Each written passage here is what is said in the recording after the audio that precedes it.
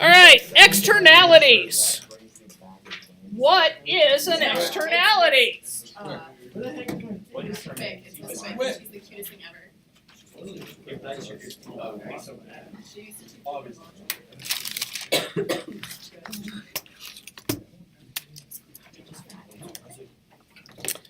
So I'm tied to the computer today because at some point somebody removed the receiver for my remote. That's what the box did. Oh, there it is.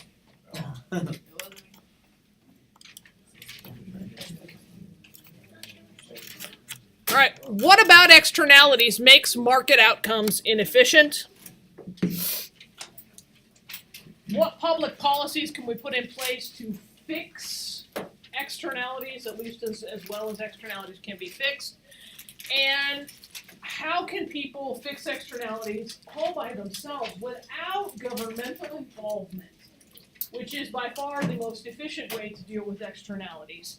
But why sometimes, a lot of the times, do those private solutions not always work or are not always long-term sustainable? Okay, so markets are usually a good way to organize economic activity. But there are market failures, which we call externalities. The market doesn't always take everything into account. If the market is perfectly efficient, then we maximize total surplus and everybody is better off. Externalities are when one player in the market's actions impact a bystander. Externalities can be positive and they can be negative. It depends upon whether the bystander is harmed in some way or benefited in some way. Logan just made very good eye contact with me, so he's going to be one of my example victims of the day. If Logan went to visit family in the South over Thanksgiving and subsisted on a diet of primarily rice and beans, come back and he's brought his bean-filled colon with him. Logan might throughout the day inflict what kind of externalities upon his classmates? Those would be negative externalities. Unless, of course, somehow some special sauce or special seasoning in the rice and bean diet causes Logan's gaseous emissions to smell like roses. And then he would be inflicting a positive externality. Have you ever been on a bus or in a car or on a plane with somebody who wears too much cologne or perfume? Walk to the freshman hall. Oh, there you go, freshman hall, the axe hallway of death. That would be, depending upon your viewpoint, a positive or a negative externality. Because if you've ever walked through the freshman hallway late in the afternoon when the axe is worn off and PE classes have been taken, there's some serious negative externality going on there at that time of day. So I guess it's a pick your poison kind of negative externality. You can't breathe, I don't think it's positive. I'd prefer axe over BO any day. You can't breathe. I don't know. All right.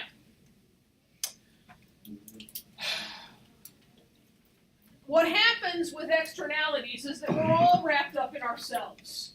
I'm all about me, you're all about you, and what happens to others, meh, doesn't matter so much to us, and so others have to suffer that externality. Okay? It's the cologne situation. If Mark comes in here every day, drenched in cologne, and he just loves the smell of his Dracar Noir cologne, he's happy. He's loving it. He doesn't have to smell the chlorine that lingers on his skin even after a shower. He loves the smell of the Dracar. His girlfriend gets him a gallon every Christmas. Oh my God. Okay? So he's very happy, and he does not care about the rest of you suffering. So we have inefficiency. So sometimes then we have to institute public policy to deal with those inefficiencies. I could send him to the nurse, and she might have a talk with him about hygiene and being overly hygienic. Opinion. Oh, yes, Have you done it? yes. What? Yes. Like, dude, you smell way too good. Yeah. You smell way- You are too delicious. You have to deal with Crazy. that. Crazy. I think it's story time. Okay. Some examples of negative externalities in the real world. Air pollution from factories. Does the factory care about the pollution? No. They care about producing what they need to produce. They care about making the sneakers, or the iPhones, or the bottles of delicious and refreshing 23 flavored Dr. Pepper. Okay. Your neighbor's barking dog at 2 in the morning. Bark, bark, bark, bark, bark, bark, bark. And you lay there and you're cursing the dog and you're finally about to fall asleep and you're like, oh good, it went back in. Bark, bark, bark, bark, bark, bark, bark, bark. Or, my favorite, oh my gosh, across the street, he turned 16 and Daddy bought him a car. And the first thing he did with his first paycheck was remove the back seat and install. Oh. There is not enough insulation in the world to deal with. The truck next door. And he always has to finish the song when he pulls into the driveway. I do that Oh, I every do single that time. every single day. I do that for I multiple waste songs. so much gas. At 2 in the morning! Oh, I don't do that. I don't even go out at Miss 2. where you live, I'll show you. Curfew might start at 9, but I'm in bed by 8. Turn it all the way up, roll the windows down. When you get to college, you'll deal with this one. Another one could be a roommate who invites friends for sleepovers. Or a roommate who enjoys various substances, which you may not. Or, and I've heard this one from more than a few former students, a roommate who is a big drinker but can't handle it and always comes home from a party and pukes in the room. There's a nifty externality. Might you have to seek some public policy intervention in some of those situations? Possibly do. Yeah, aside from plotting murder, which is illegal and has all of its own different kind of drawbacks. Noise pollution from construction projects. I saw a Snapchat Saturday morning, jackhammer. Doesn't this fool know we were up all night Thursday and all day Friday shopping? Who's jackhammering at 7 in the morning on a Saturday? We had our neighbors get their house like re-roofed or whatever. They no. You know what's funny is we didn't even hear that. They had a speaker instead of listening it to their ears, and they were Hispanic, so they were playing some type of rap music, but like I couldn't understand it. And it was super loud, and it went on for like 4 days. Even on Thanksgiving, they were working. And I'm like, oh. It was annoying. Now, I got to sleep in on Thanksgiving morning for the first time in months, and they were replacing our gutters on Thanksgiving morning. You know. Dude, I work There were some Thanksgiving. externalities. Thanksgiving. Always work on Thanksgiving. Time and a half. Time and a half, and they fed us pizza. Where? Secondhand smoke. Wow, what a classic externality. I'm getting my nicotine fix and I'm so satisfied by this menthol. Don't care about the baby trapped in the car seat in the back seat in this box of secondhand smoke hurtling down the highway. Right? Does that count? How many of you have texted while driving or talked on the cell phone while driving? Yeah, Everyone. you are a walking, talking, driving externality. Let me give you a more extreme example of that. Drunk drivers are an externality. They're only concerned about themselves. I gotta get home because I gotta work in the morning and I can't be taking a taxi back to the bar or car. Or teenagers. So I gotta get home. Yeah, 'cause they don't. Maybe this- It's not always adults.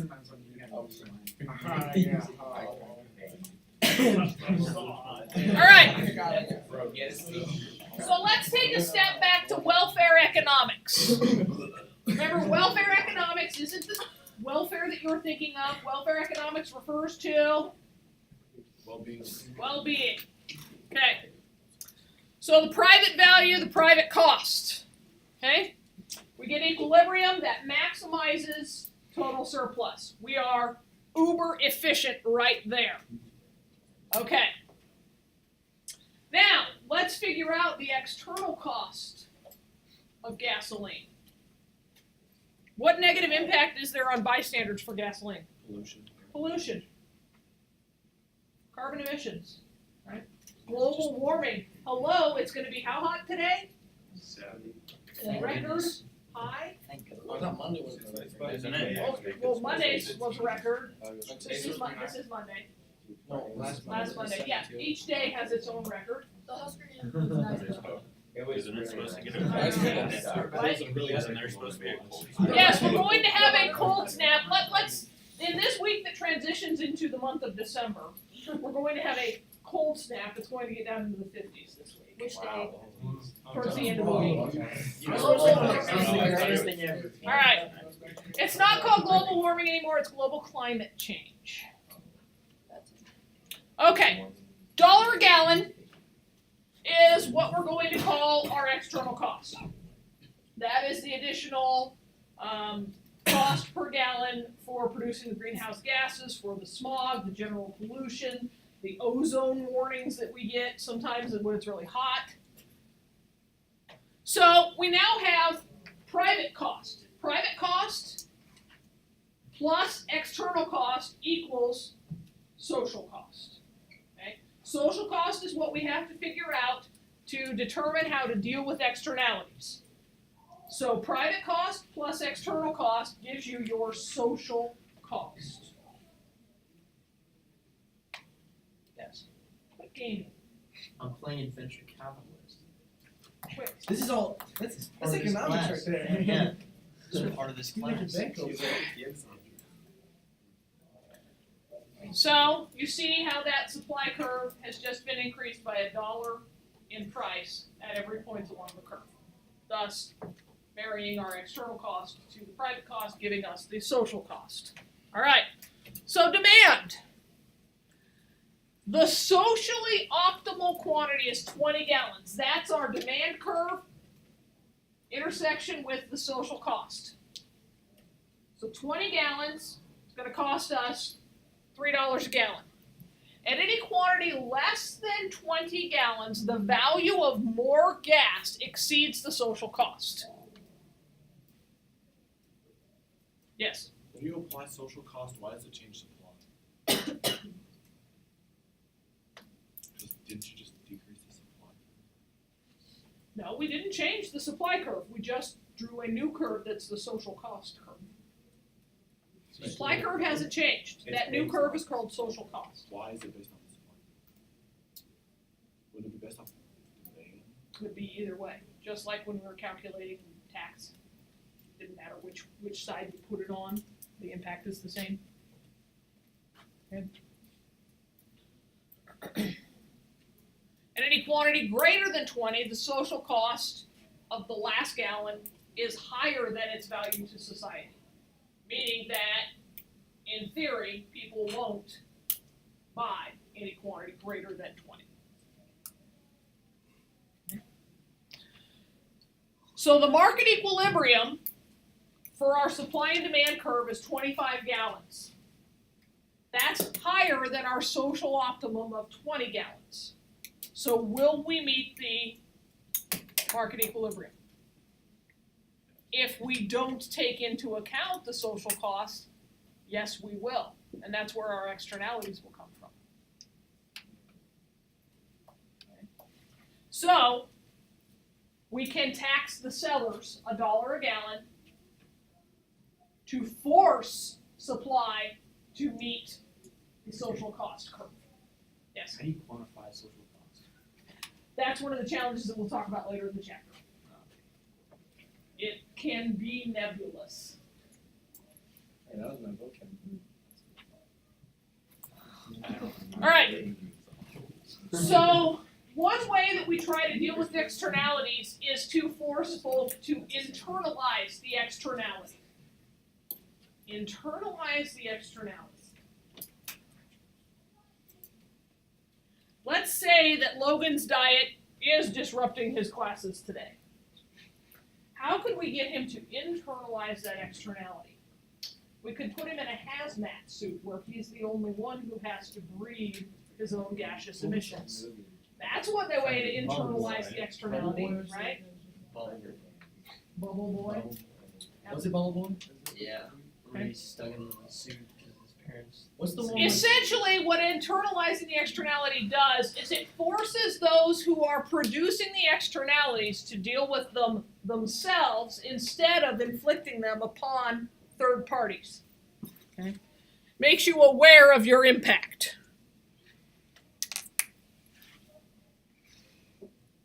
So in our example, the dollar tax on sellers would make the sellers realize their social costs. To Davis's question, why put the tax on the sellers? We could put the tax on the consumers. Wouldn't matter.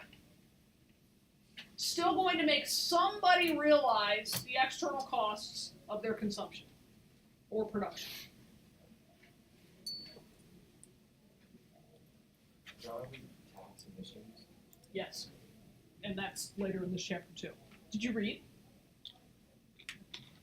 So when we force the market participants to pay the actual social cost, then market equilibrium equals social equilibrium.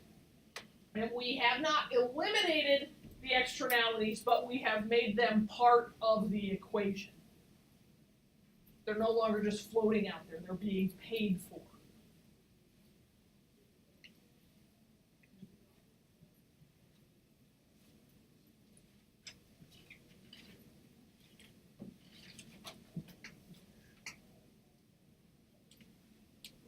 All right. Positive externalities. Vaccination. Best example of positive externalities out there. There could very well be somebody in this classroom whose parents decided not to vaccinate them. That individual, it's Davis. Davis hasn't yet received a single shot since he was born. Davis is receiving tremendous positive externalities. Why? Davis, have you had measles, mumps, chickenpox, rubella, polio, tuberculosis? Yeah, no, okay. Why? Why hasn't he had those? Because all the rest of y'all are vaccinated and you haven't had those diseases to expose him to. It's called herd vaccination. The problem is, as a society, you can reach a tipping point where there's too many Davises, and eventually one of them gets something and spreads it to the other Davises. The other non-vaccinated individuals. Okay? And what happens, guys, is our vaccinations are awesome, but in many instances, they have a falling off period in your life where the vaccination's no longer actually in your bloodstream, no longer effective. When you were younger, you may have heard about some measles outbreaks at colleges. Happens from time to time because of some Davises who go to college. Well, what has happened is not everybody who got measles at the college didn't get vaccinated. But you got vaccinated, and your last vaccination was like when you were 5 or 4. I forget what it actually is for the MMR. But your body used up all of that vaccination, and it's no longer active in your bloodstream. So then when you're exposed to it, you get it. So why don't we get another round? Well, and that's what has been instituted.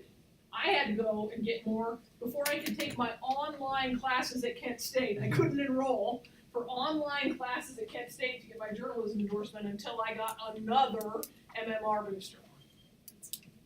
Now, I was perfectly okay with that. I thought it was completely ridiculous, but perfectly okay with it because guess what I do every day? I come into contact with people who may not have been vaccinated, and I don't particularly enjoy the idea of coming down with measles. So I'm good with that. What's happened? Okay. So, vaccination, great. Okay. Good positive effect.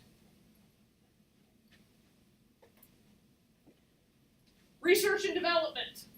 This is why copyright is good. Copyright protects people's investment in research and development.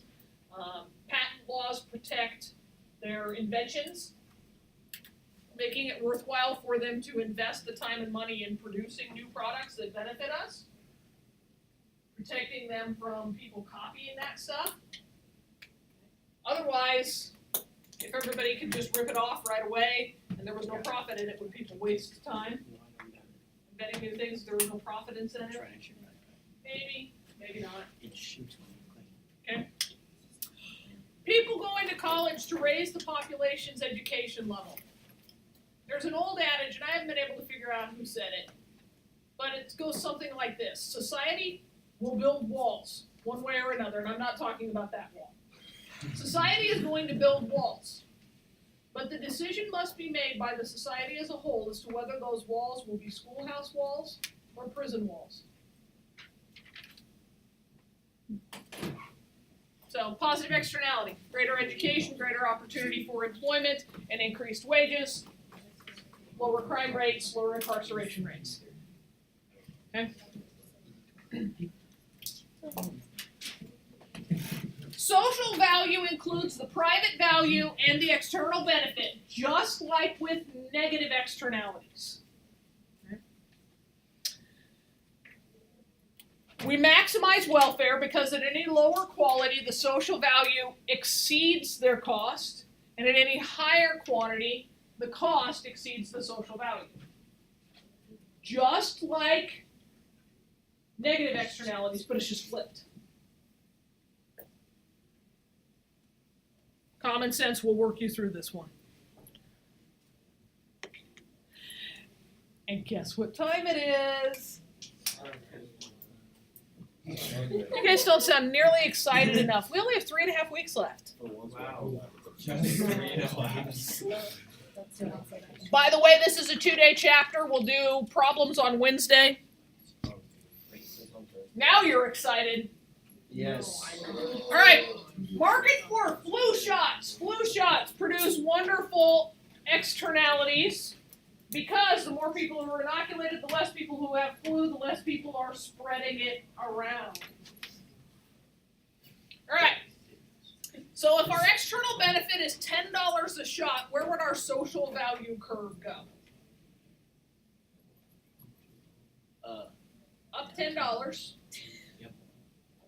Or down $10. Down. Because it's a benefit. So what would our socially optimal Q be?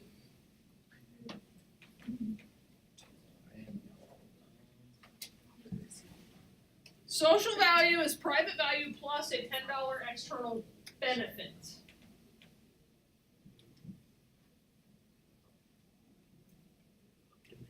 See, when it's a benefit, we assume that it's going to increase demand or will increase supply. You know which one. If it's an externality, if it's a negative externality, it should decrease demand or supply. If it's a benefit, it should increase demand or supply. It wouldn't, again, here it wouldn't matter whether we put it on supply or on demand. But benefits will increase, externalities will decrease. Okay. So our socially optimal quantity is 25 shots.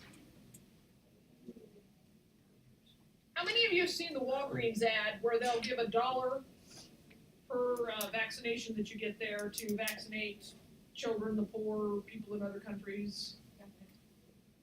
They're attempting to put a value on that positive externality. So to internalize the externality, instead of a tax, we use a subsidy. The government subsidizes the cost of every shot by $10. They're reducing the cost of that shot. So if it's a negative externality, we as a society are consuming more than is socially desirable. If it's a positive externality, we are consuming less than is socially desirable. We have to use public policy to adjust those figures down to the socially optimal equilibrium. We have to internalize that externality. We have to make you feel the pain or make you feel the benefit. We tax negative externalities. We subsidize positive externalities. It's a good thing when students have full bellies in school. So we offer free and reduced breakfast. We offer free and reduced lunch. It's a good thing when there are fewer drunk drivers on the road. So law enforcement agencies get law enforcement grants for special times of the year.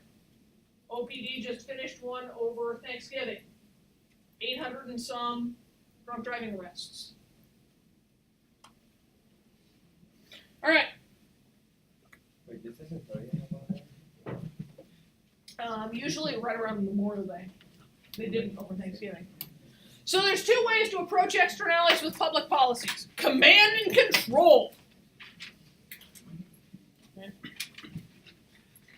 No more pollution or pork in it. Or, here's this technology, install it.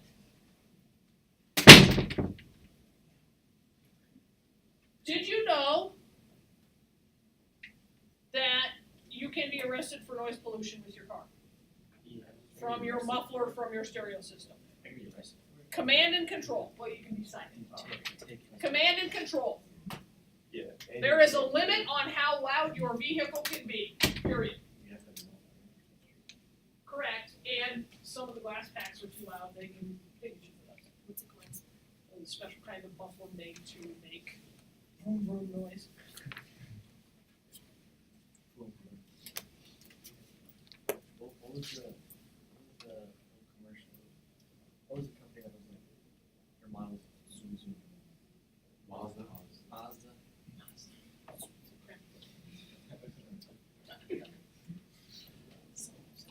Then there are market-based policies.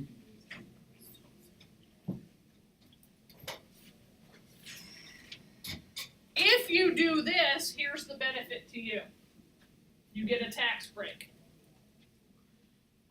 Let's talk about energy efficiency in the home. How many of you are aware of having what they call Energy Star appliances in your home? Tax breaks. There are some tax breaks to letting OPPD regulate your energy consumption during the summer months. There are tax breaks if you install solar panels or wind turbines. There are tax breaks if you install a new or more energy efficient furnace or air conditioner or heat pump. Okay? Market incentives. Don't you get an incentive for having kids? Well, you do get a write-off on your taxes, yes.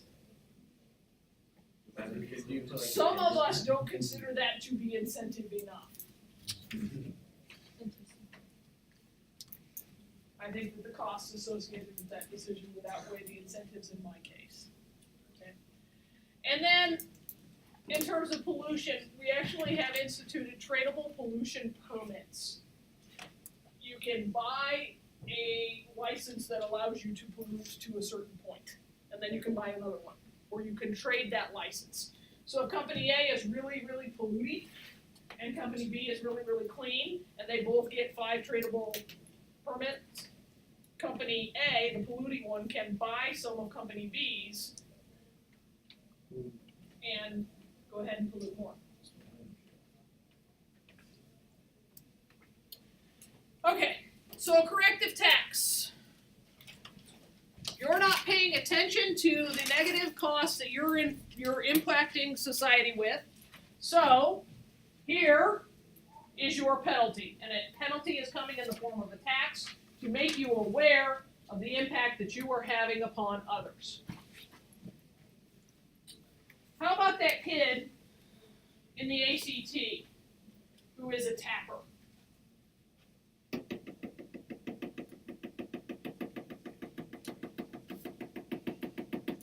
Would you like to make that kid feel his externality? Or the one that always got me when I was proctoring ACT was this kid.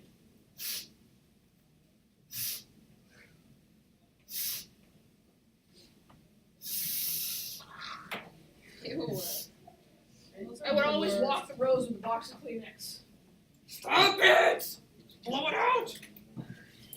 Drove me nuts. Or if they leave your desks close enough, the foot jiggler shaker on the book rack. The G-bobber on your book rack, and your desk is just doing this the whole time. You'd like to text that individual. Jason Axelrod, we took the boys together, and she does this thing where she goes, oh yeah, and then it's dead silent for like 2 minutes, and then it's another 2 minutes like, John was really sick. And you're like, are you even like how, like it sounds like she's just, Alright, and it was like, and it would get so distracting that you're frustrated for time. these are sometimes known as Pagoovian taxes. If you go on and take any econ in college, you will study Mr. Pagoovian taxes. He figured out if you make people feel the pain, they'll stop doing what they're doing. I saw a post on social media. Guy living with four other friends out of a tiny little apartment in Los Angeles. And they wrote his name on the bottom of a bowl. They said, this is your bowl, this is your only bowl. If you notice, in the coming days, when you go to get a bowl and your bowl isn't clean, that's your fault. And it was you who was using all of the bowls and leaving them dirty in the sink and affecting us with your usage and failure to clean up after yourself. So this is your bowl, it's the only one you get, and here is your spoon, it's the only one you get. They made him feel his externalities. He was using all the dishes and leaving them dirty and leaving everybody else to clean up after him. My mom would so pull that. You're right. Shortly after we were married, T-Hope was working in construction, and I got tired of him. He would come home and he would sit on the couch and he would take his shoes and his socks off. He'd get up and he'd carry his shoes down to the bedroom, and the socks would just a pile. They would accumulate into one mountain by the couch. And it grossed me out because they were nasty. They were nasty. And I could tell him, take your socks, put them in the hamper. He wouldn't. So one day, I packed his lunch full of dirty socks. I made him feel his externality. You didn't eat. Well, there was a sandwich in there. Oh. He doesn't like sandwiches. What? It's literally 2 dirty socks with bread. Oh, no, it was like 12 dirty socks. He doesn't leave his dirty socks by the couch anymore. How do you Also not doesn't like want to sandwiches? be anymore. It's like marble. Here's my left hand. Alright. The perfect tax is equivalent to the external cost. But here's where life gets difficult. How much is that external cost? How much does it impact third parties? The ideal subsidy is equivalent to the external benefit. But how much is that? If we over-subsidize, we're wasting money. If we overtax, we're unnecessarily driving down consumption and incurring unnecessary deadweight loss. How do we figure this out?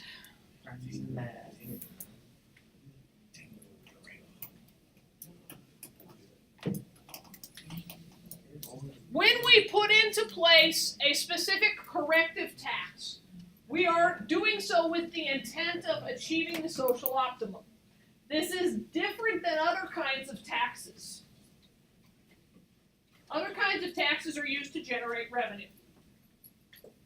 Corrective taxes are not about generating revenue, they're about achieving that social optimum. Okay?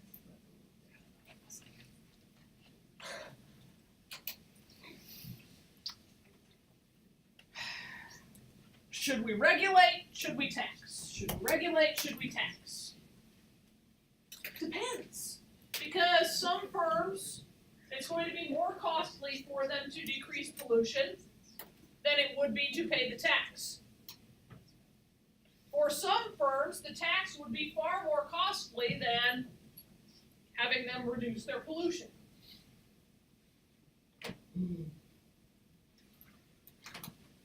The most efficient outcome would allow those firms with the lowest costs of abatement to abate.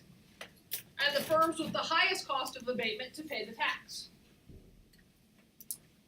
That would result in the least impact upon the consumer and the greatest benefit to society.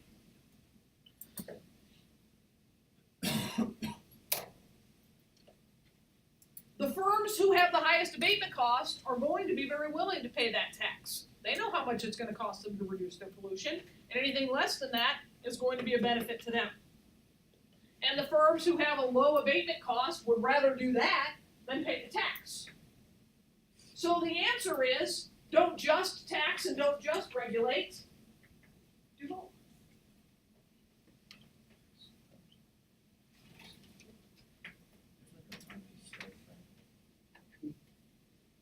Truly is. So if we put in place a tax requiring everybody to get down to a certain pollution level, that's not efficient. Let's put this in terms that bring it closer to home.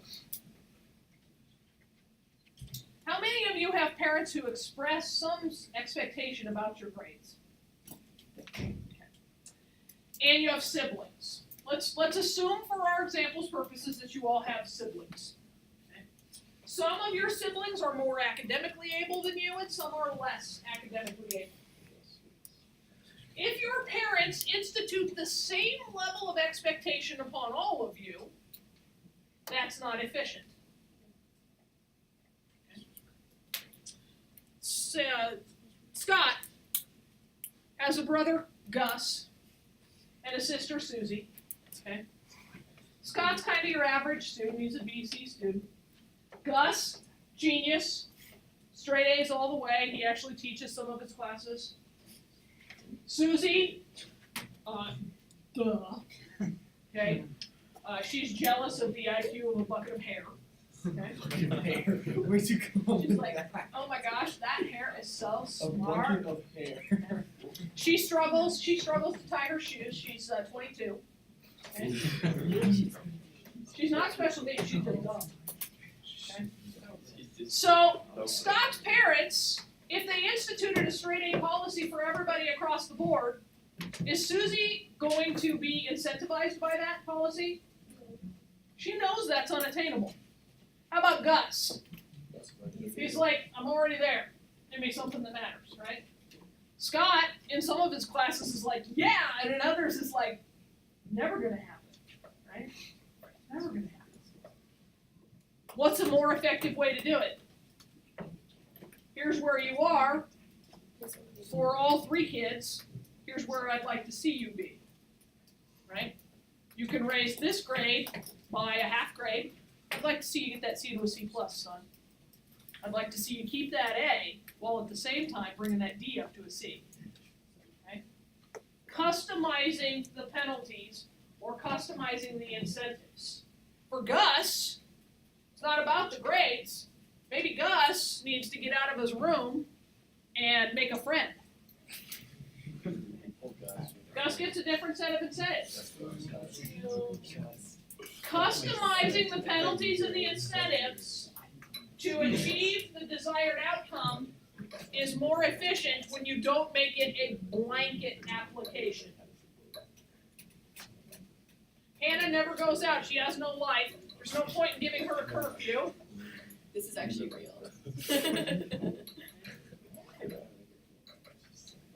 All right.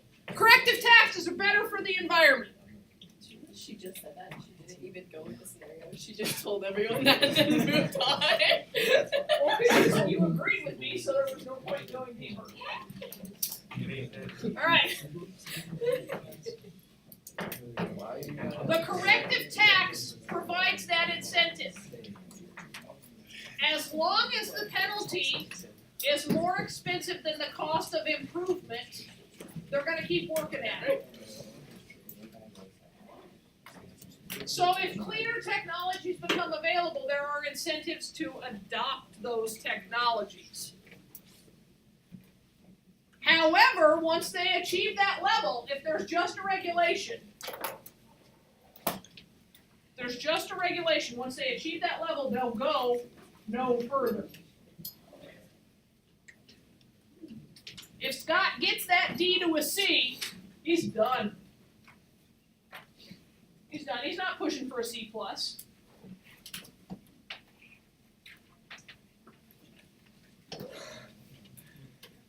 All right, we will finish tomorrow, and you'll have homework. If you haven't finished reading, get going on it.